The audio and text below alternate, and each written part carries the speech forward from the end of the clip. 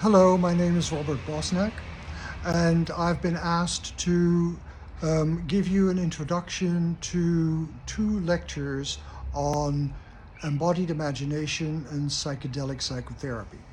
Now, the relationship between embodied imagination and psychedelics is from the beginning of my work in embodied imagination.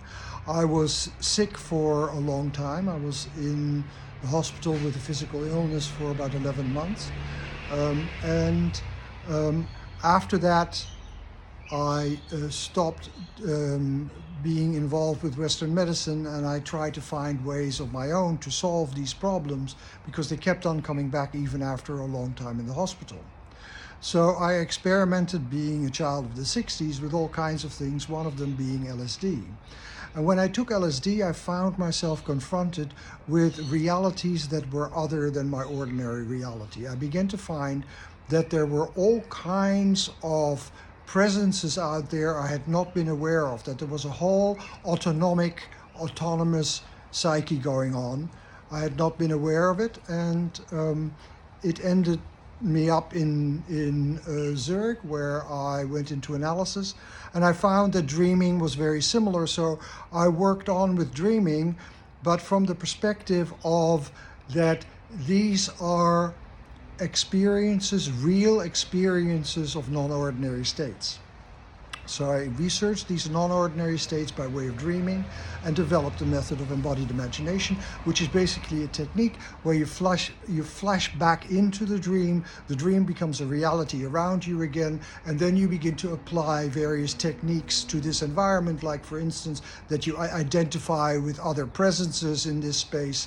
And we find in the presentations that you're going to see that these techniques can be used very well in psychedelic experience, which is no surprise to me because I found the whole embodied imagination technique from my first experiences with psychedelics when I tried to heal myself.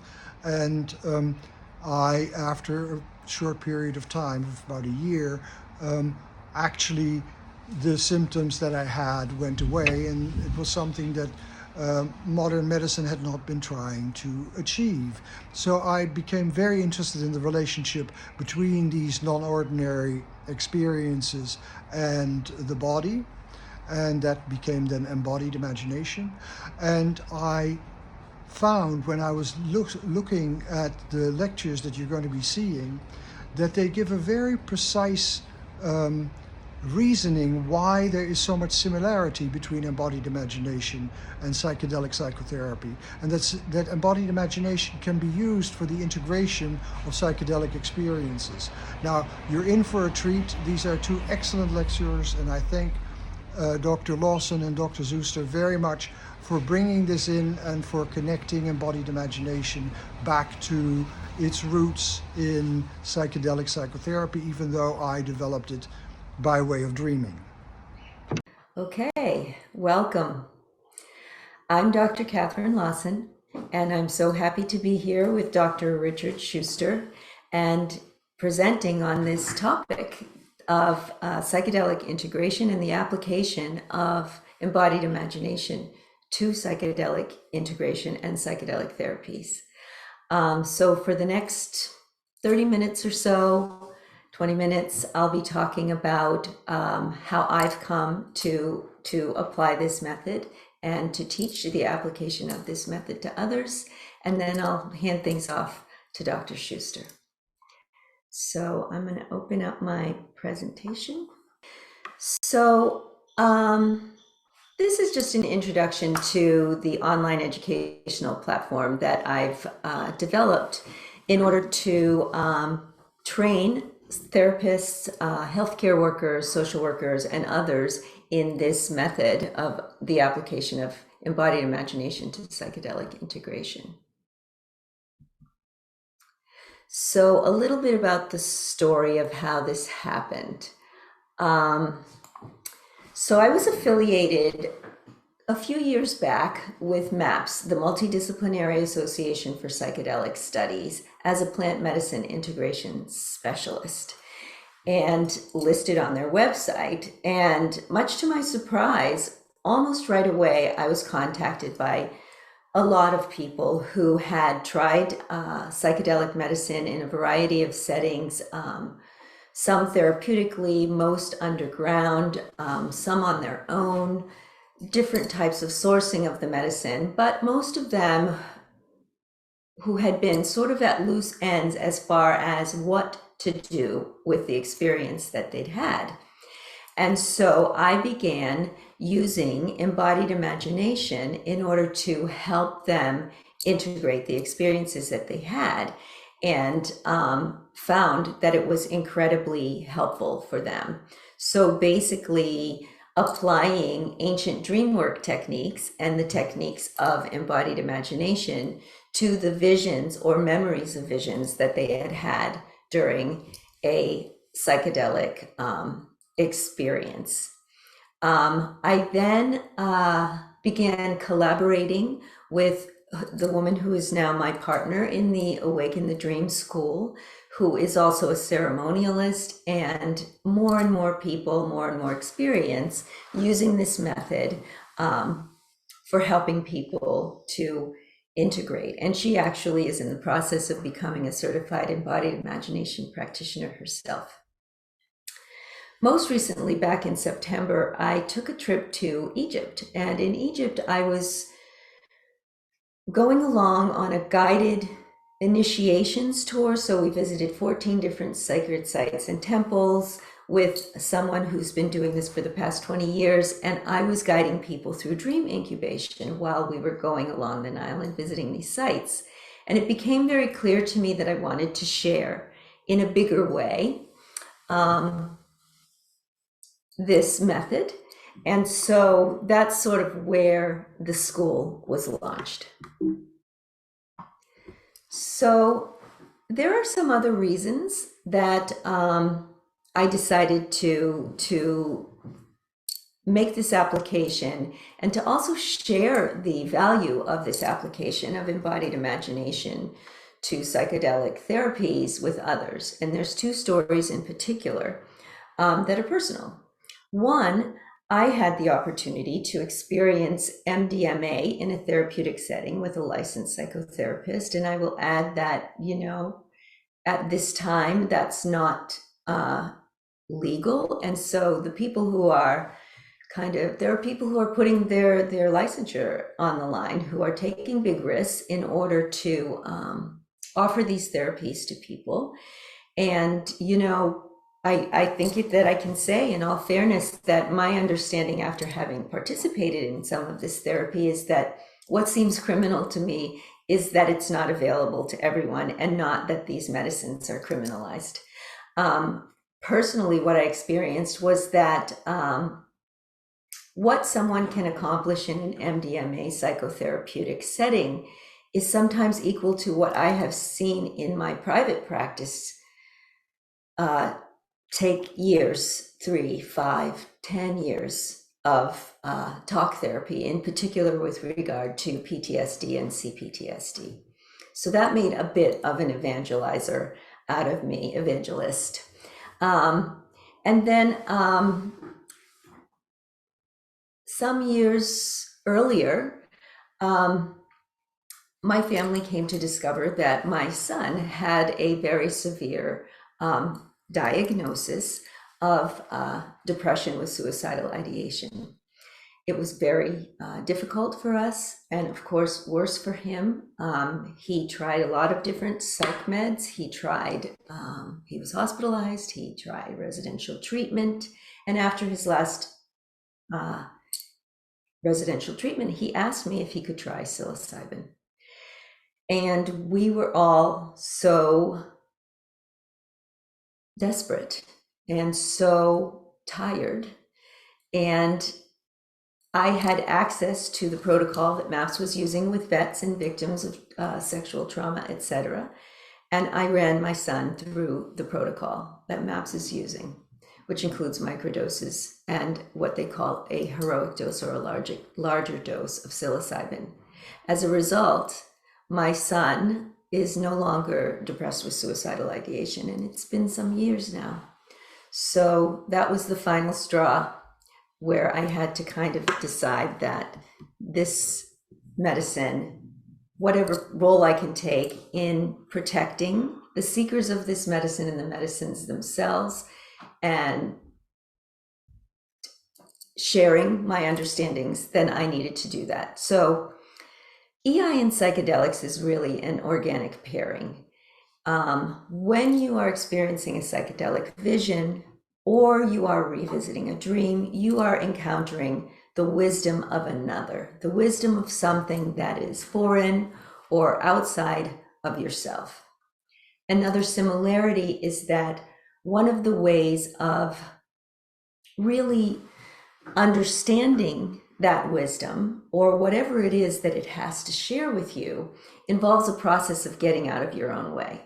So when you are on a psychedelic journey, the medicines sort of take over, right? And you are out of your own way. You are experiencing things that you don't experience in normal waking consciousness, and you view those through the lens that is provided to you through the journey.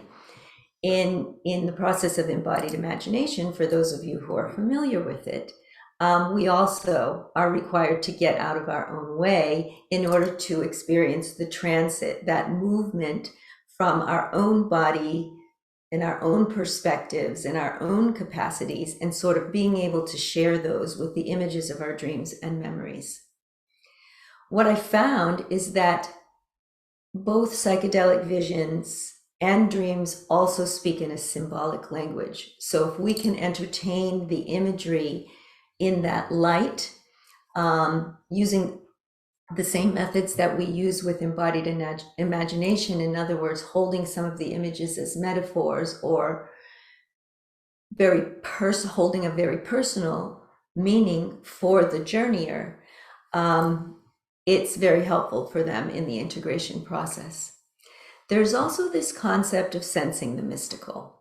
And there's actually quite a bit of research out there at this point that shows that the benefits of a psychedelic journey are deepened and lengthened when there is a sense of participating with the mystical. And by the mystical, I mean, sometimes it can refer to an understanding of a unified field, or it can be ego death. It can be quite ineffable, but it's basically being in contact with something larger than oneself. Both the psychedelic journey and the dream obviously allow quite a bit of space for soulfulness.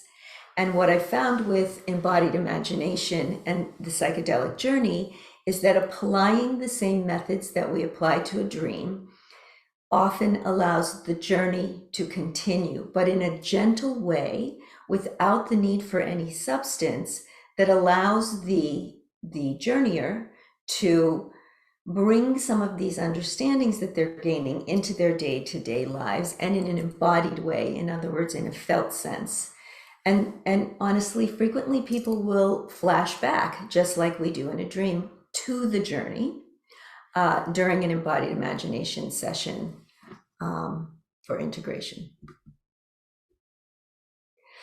When I refer to the mysticism that one experiences, I believe during embodied imagination and during psychedelic experiences, I just want to point out this quote from one of my teachers, Dr. Stanley Krippner, who is really one of the world's most renowned researchers of both dream states and shamanism.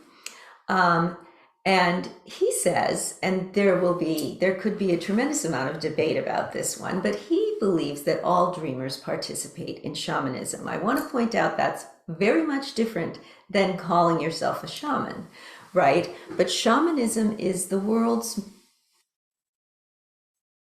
could be considered to be the world's earliest form of medicine. It is a way by which we have the ability to move in and out of states, including dreaming and visionary states, to benefit those who are having those experiences. And so, by way of dream work, we could consider that we all participate in shamanism. So, with regard to psychedelic medicine, in other words, viewing psychedelics as a healing therapeutic tool, what we're doing in a sense is rewriting the narrative around healing and medicine. And some of what's involved in that kind of paradigm shift is shifting the paradigm to recall the healer within. So when I see people healing as a result of dream work, for example, during my dissertation research, I interviewed people from all over the world who had used embodied imagination to help them when they were dealing with a life-threatening illness. So that could have been anything from a cancer diagnosis to depression, to addiction, to some other kind of physical illness. They're all life-threatening illnesses. One of the results that I found that was a bit surprising to me, actually, I thought that what people would say is that embodied imagination was incredibly helpful to them with the symptoms of PTSD, for example, when facing their own mortality. What I found was that people gained a sense of self-efficacy from being able to share embodied experiences with these images that came from within their own psyche or soul or internal world, and that was incredibly empowering to them. So with regard to the medicines themselves, the platform that I have launched is very much based not only in the idea of protecting the seekers of these medicines and helping them to integrate those experiences, which is utterly necessary in the process of coming into relationship with these medicines, but also protecting the medicines themselves and approaching them with a certain amount of reverence. These medicines have been around since time immemorial and have been protected by the original wisdom keepers, indigenous cultures all over the world. So what we're kind of trying to focus on here is education, ethics, and sort of bridging the mystical and the clinical to support the different cultural perspectives on healing as these medicines and the clinical applications of them move forward into the common consciousness. So what does the process look like when we are applying embodied imagination to a psychedelic experience? It's actually quite similar. We begin by having them share with us what their intentions were going in the first place. So this kind of speaks to the whole topic of preparation, which I view the preparation, the journey, and the integration as a whole experience. And so hopefully the journeyers have had an opportunity to set some intentions around what their journey was like. And it's helpful for the integration specialist to know what those intentions were. We have them recount the experience very much as if it were a dream. We take them into the hypnagogic state through a body scan, very much like we do with the embodied imagination practice. So into that state where we are more suggestible, where we are more able to remember the visions. And then we'll have them recount the experience again. During the second recounting, we can guide them to embodiment experiences with images or images from memories of the experience they had. And I'm going to sort of interject here because people frequently ask, well, what if they didn't have visions? Some of these medicines don't always provide visions. Generally speaking, what I've found is that most people have a memory of their experience, and images can arise from the memories that they had, and then we can therefore work with those memories. We can also work with scenes. So there's always a way in. We guide the composite. In layman's term, that means we help them to hold any number of image or embodiment experiences that they've shared with images from their vision in the body at one time. And then we explore the emergent phenomena, or what arises out of holding this new body that has shared this kind of image experience with and perspectives with the images from their journey. We all help them to ground that into their day-to-day experience and into their bodies. And generally, there will be some homework provided, and very frequently that can look like ritual.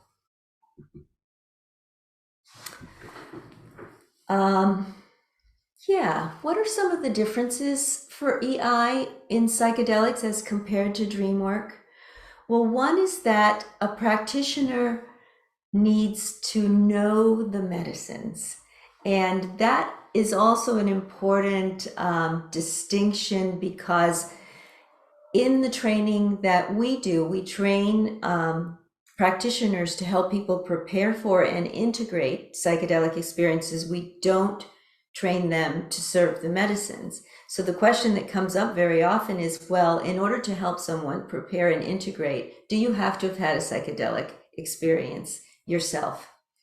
And at this point, we are not insisting that someone has had a psychedelic experience themselves. However, in the training that they receive in helping people prepare for the medicines, they learn about 8 different medicines, what to expect during the medicines, what are the contraindications of these medicines, how do you approach set and setting, how do you choose a facilitator.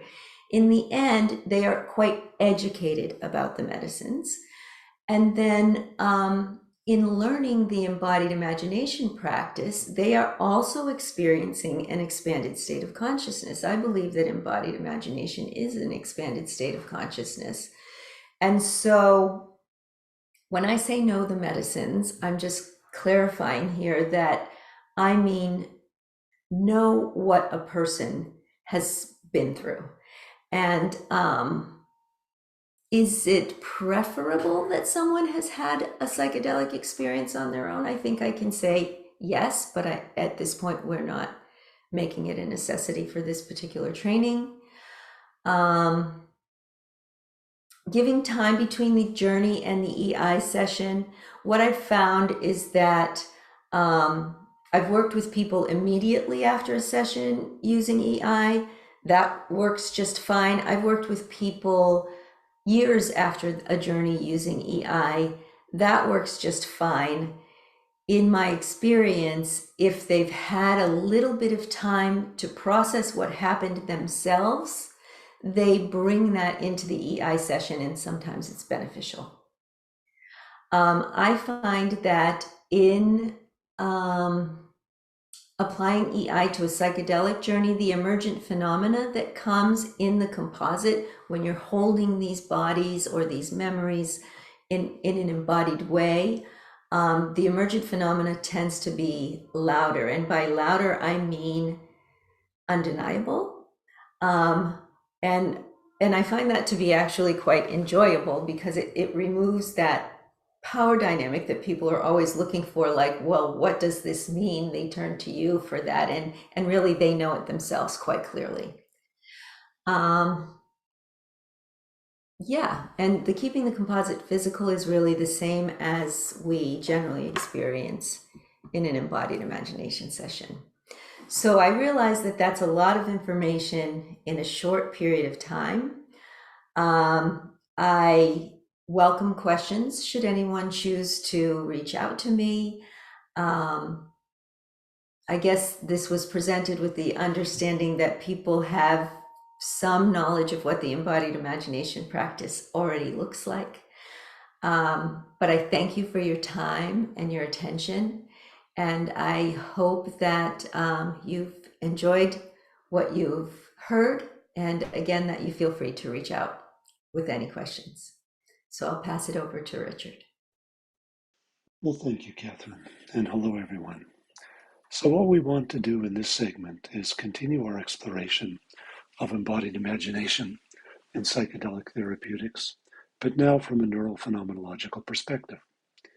We know both embodied imagination and psychedelics induce non-ordinary states of consciousness, but in this segment we want to explore what do we know about these states, and importantly, how might this knowledge inform what we do clinically. If we begin with the discussion of psychedelics, psychedelics have a novel neural mechanism of action, which has led some to suggest that this is a disruptive technology.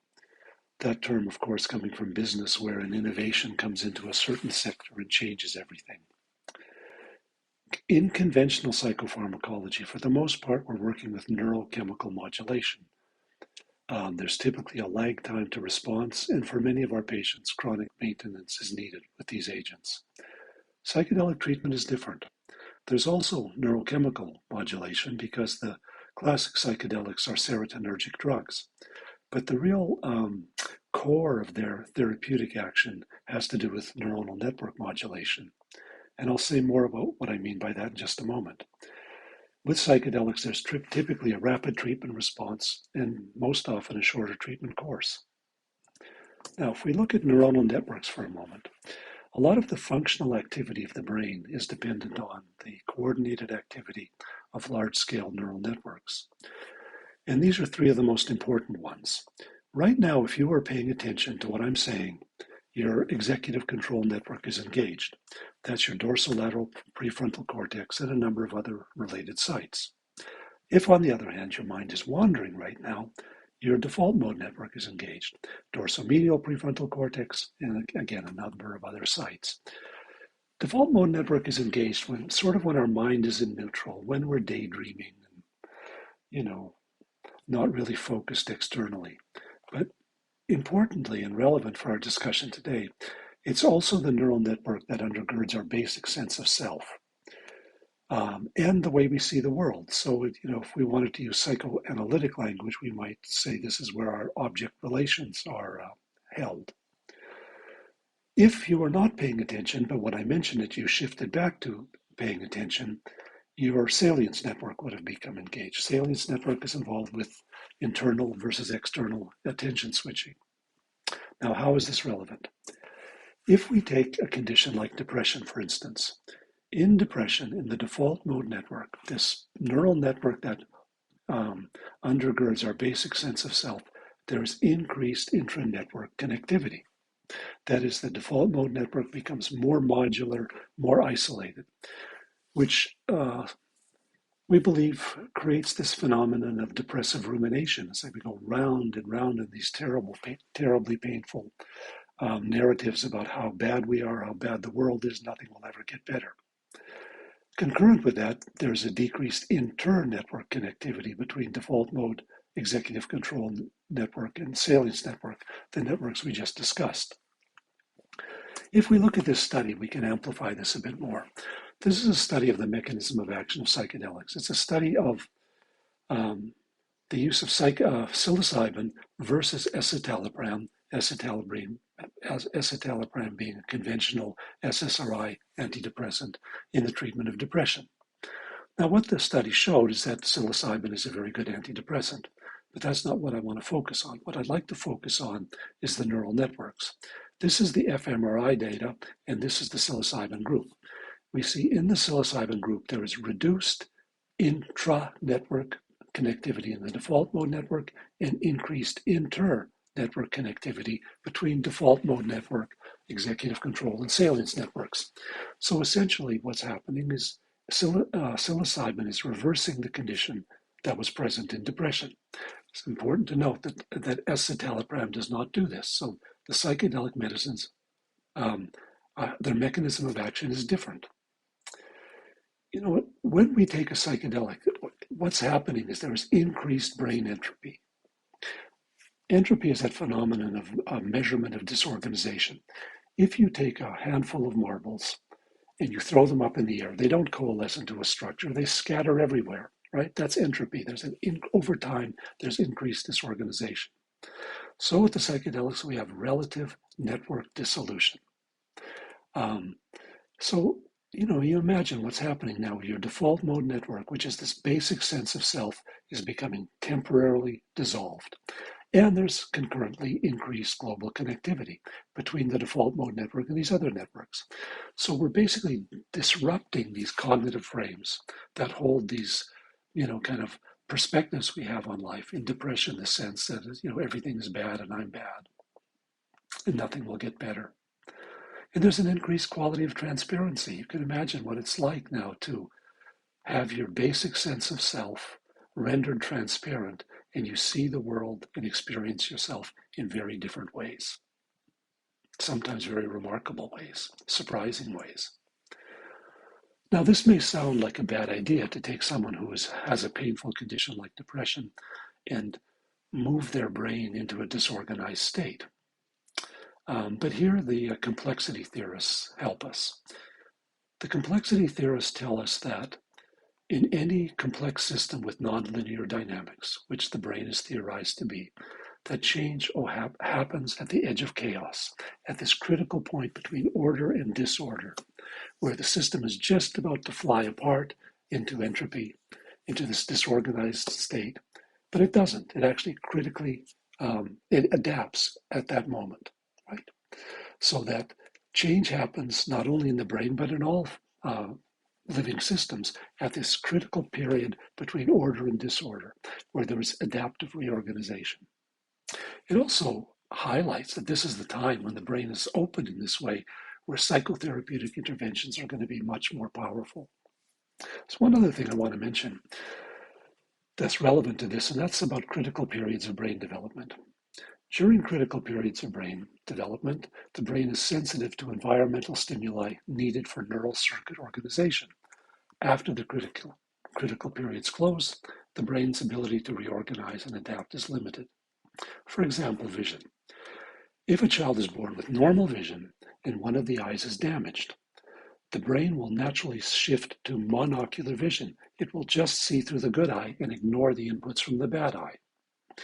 If the damaged eye is repaired on a timely basis, the brain will switch back to binocular vision.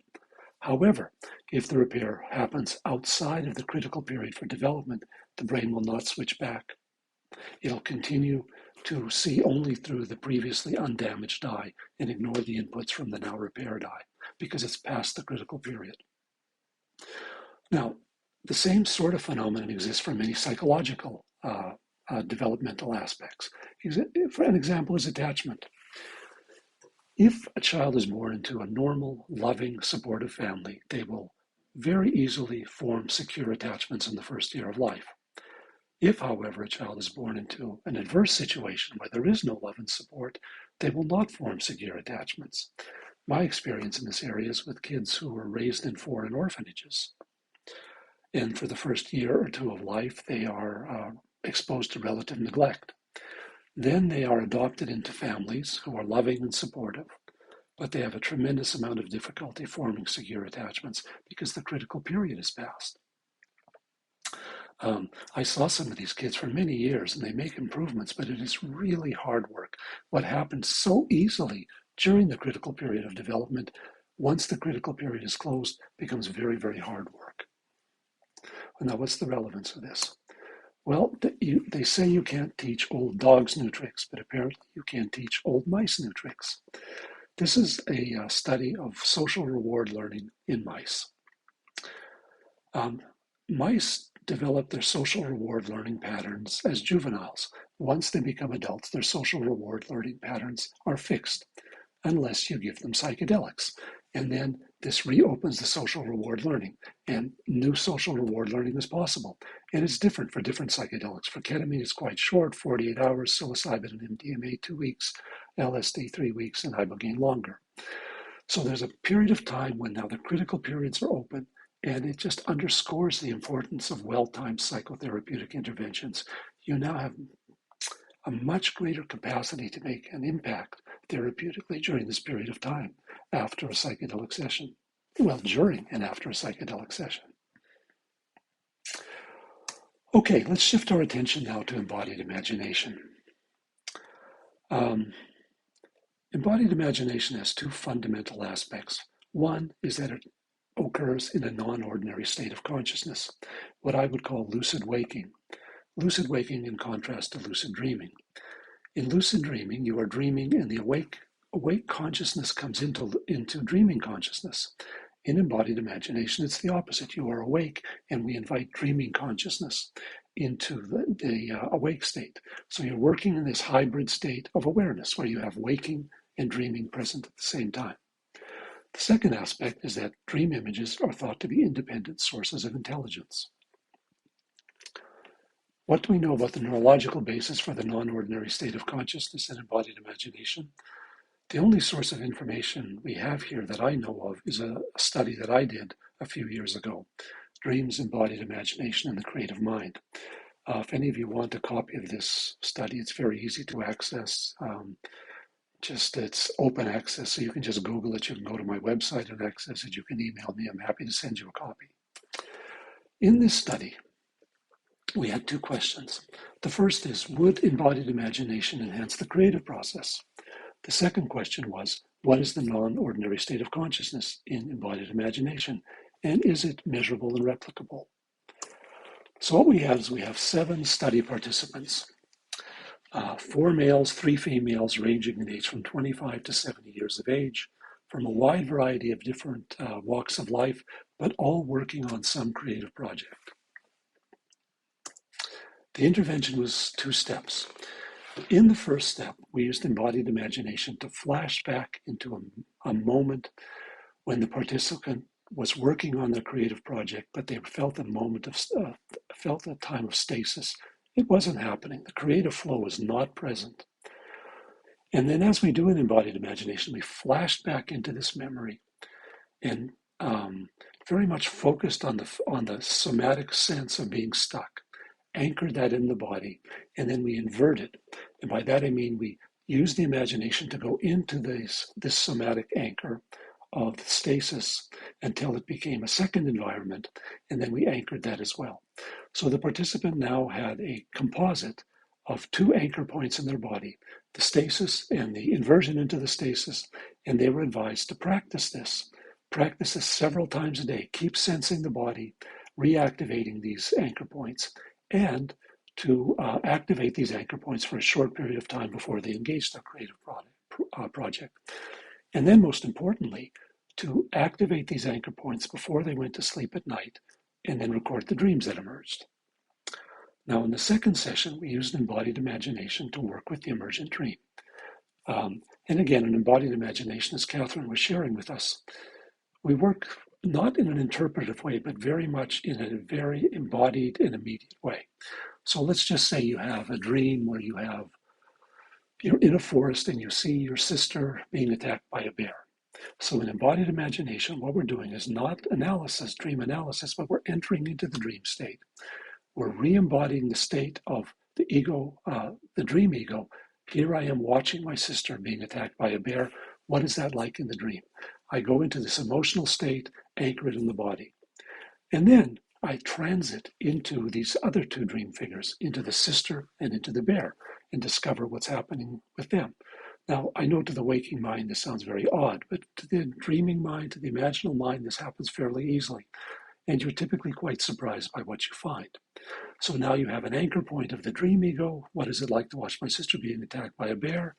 The bear, what is happening in the bear imaginally? What is happening in the sister imaginally? So now, again, in this example, you would have 3 anchor points, and you practice these. I'll practice these over and over as we were doing with the composite of the stasis, and practice it before you sit down with your creative project. And importantly, we did an electroencephalographic recording using a device called the Velistis Mind Mirror 6 while we were doing this embodied imagination session of the emergent dream. Now, I don't want to go into the creative process because it would take a whole other segment, but just for completeness, I would just share with you that for our study participants, many of them were helped somewhat by the impact of the induction itself here in yellow. But really the major impact was with the dream, where all the participants said they were helped, at least some, but many of them much and very much in terms of reactivating, re-enlivening their creative process. So this was very encouraging. But what I want to focus attention on is the non-ordinary state of consciousness that we measured. Now, some years ago, I trained in a brainwave biofeedback, neurofeedback as a therapeutic modality. In the course of that training, I came upon the work of Maxwell Cade, who was an English biophysicist, psychobiologist, who developed this concept of an awakened mind. And Cade had this simple two-channel electroencephalograph that he employed.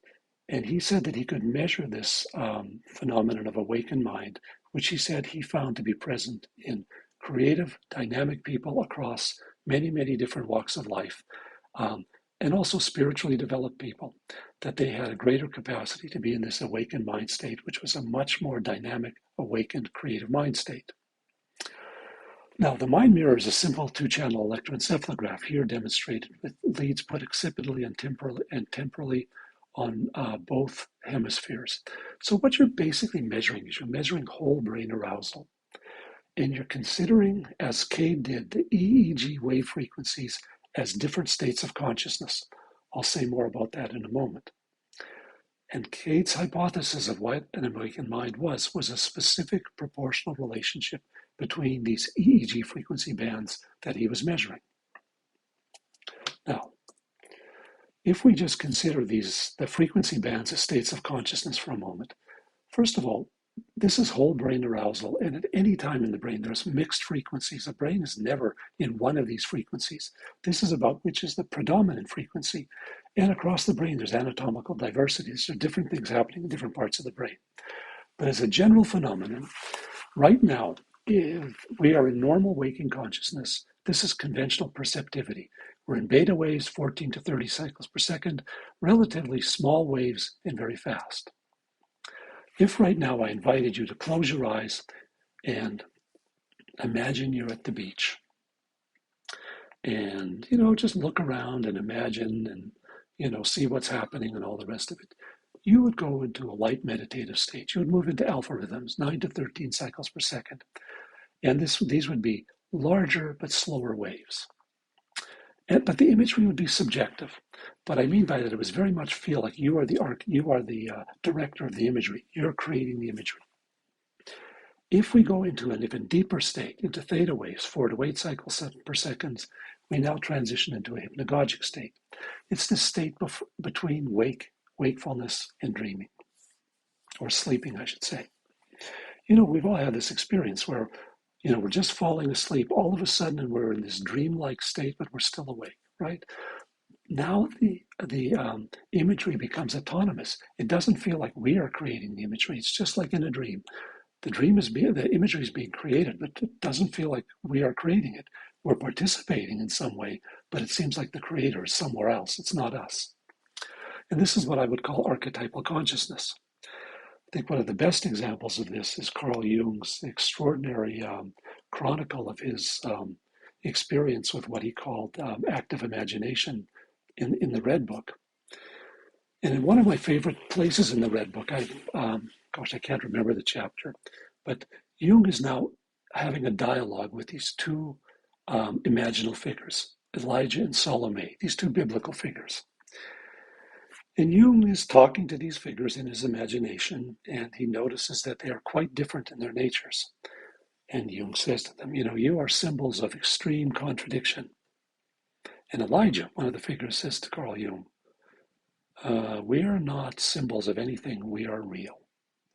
Now, I know that's not conventional thinking, but that's what Jung was discovering here, that the idea here that's presented is that Jung was entering into this imaginal realm populated by imaginal beings who are ontologically real. Now, again, I know that that's not conventional thinking. If we go into a deeper state, delta waves, 1 to 3 cycles per second, now we're in deep sleep. There's no consciousness for most people. If you are a spiritual master, though, apparently you can be completely awake and be in predominantly delta waves. And this is what I would call mystical consciousness. Mystical consciousness is different than archetypal consciousness. In archetypal consciousness, there is still a subject-object differentiation, right? There's Carl Jung, there's Elijah and Salome, there's a subject, there's an object. In delta waves, in mystical consciousness, it's gate-gate, it's non-dual awareness. There's no subject-object, there's unity.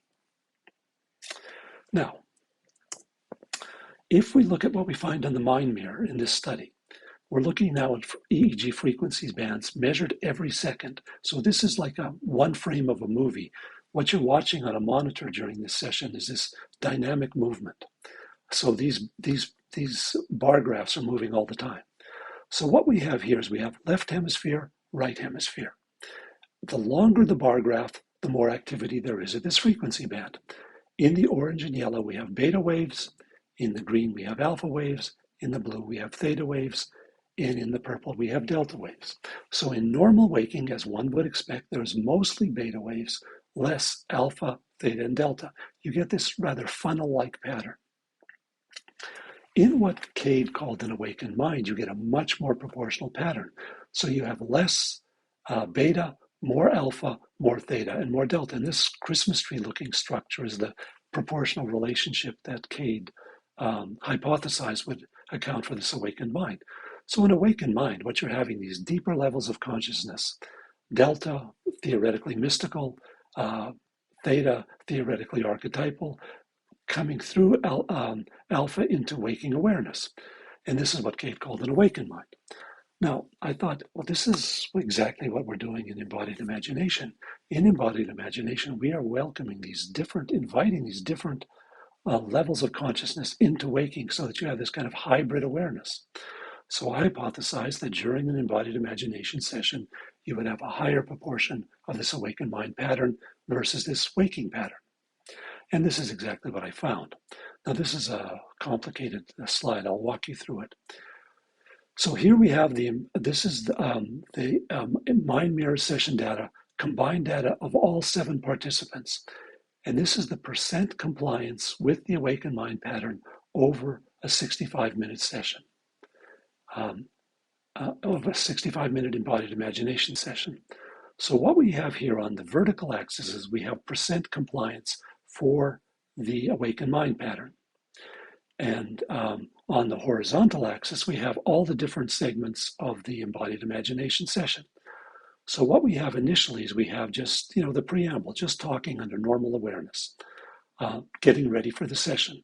As we would see, we would expect, we're now in a normal awaking pattern, this more funnel-like, mostly beta, less of these other brainwave frequencies. As we enter into the embodied imagination session, however, first of all, this is just sensing the body, telling the dream, transit 1, transit 2, transit 3, and then working with the composite, holding these anchor points together. We find that you're moving into the into the awakened mind pattern, again, as I hypothesized. Then the session is over, and we're now just debriefing the session, and again, we're moving back into this normal waking pattern. And then I think, interestingly, very importantly, when we re-engage the composite, so here the instruction to the participant is to go back into this composite, this anchor points that we developed in the embodied imagination session, sense the body, go back into these anchor points, and we go back into an awakened mind pattern. So that when we are practicing the composite over and over again, before we go into the into our creative project, we are now engaging this awakened mind pattern. So this was as I expected. It was very interesting and it was very consistent. One other thing that I didn't put in the study, but that because Cade didn't look at gamma waves, but I looked at gamma wave synchrony also, and I found exactly the same pattern, that we had normal waking pattern during the preamble and debriefing, but during the embodied imagination session and when engaging the composite, we had increased gamma wave synchrony. Gamma waves are faster waves, 30 to 100 cycles per second. As I mentioned, Cade didn't use these in his studies, and the only foundation I had for my study was Cade's original research, and I thought it would just take us too far afield by noting gamma waves. But it is, I think, very interesting that in an embodied imagination session, we have increased gamma activity, increased gamma synchrony, because we know there's increased gamma wave activity in lucid dreaming, in creative emergence, in advanced meditation, and in mystical states. In retrospect, I probably should have put this into the study just because it's interesting. So the study conclusions: embodied imagination is an effective support for the creative process. This is a preliminary finding. This was not a creative controlled study. So it would be nice to repeat this study with a control group and see if we could increase the confidence in the finding. I certainly came away from this study quite convinced that embodied imagination is useful for the creative process. And personally, I continue to use it anytime that I'm involved in some kind of creative process. And that the awakened mind, this lucid waking pattern, is evoked by embodied imagination. Now, last slide, unknowns and future direction. Is the non-ordinary state of consciousness evoked by embodied imagination similar to states evoked by psychedelics? This is unknown. My guess is that it is. It would be really interesting to do this study. What you simply need to do, there is now such a richness and of information about the neurophysiology of psychedelic states. All you would have to do is repeat the same methodologies while doing an embodied imagination session versus a psychedelic session and compare them. I would hypothesize you would find that embodied imagination has many similarities to a psychedelic state, probably not as intense. So along a continuum, it probably doesn't move as extreme in as deep a direction that psychedelic states do, but I would hypothesize that it moves along the same continuum. But again, we don't know this. Certainly would be interesting to study this. Another thing that's really interesting to me is, can embodied imagination prolong the reopening of critical periods of neurodevelopment? Remember, I showed you this figure earlier where in mice with psychedelics, the critical periods for neural development are reopened. And I showed you this figure where in embodied imagination, we're re-entering the awakened mind state when we practice the composite. My thought is that as we are practicing the composite, as we continue to practice it after the embodied imagination session, we probably are, well, hypothetically, I think we may be keeping these periods for neurodevelopment open for a longer period of time. What's the place of archetypal and mystical experience in therapy, creativity, and human development? I love this question. It's bedeviled the Western mind for 2,500 years. It was part of the differences in philosophy between Plato and Aristotle. It certainly came back in a major way in the differences of perspectives between the Enlightenment scholars of the 16th, 17th, and 18th century and the Romantics of the 18th century. It was present in the disagreements between Freud and Jung, and it's present now in this question in psychedelic medicine and psychedelic treatment. What's the place of these archetypal and mystical experiences? Some people completely discount these subjective experiences. They don't make any difference. It's all neurophysiology, while other people feel they're fundamentally important. So it's a wonderful question.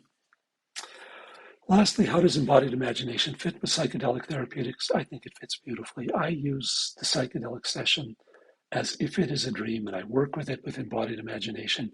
And for people who can tolerate a depth psychological approach to their treatment, I think it's a wonderful approach. I think it's very effective.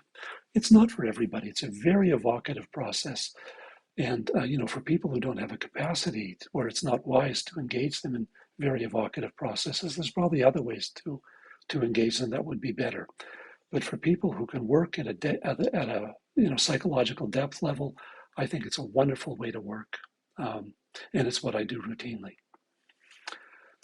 Well, that's all I have to say. I very much appreciate your attention, and thank you for listening. There's my contact information if it is of need for anybody. And I wish you all well, and thank you, and bye for now.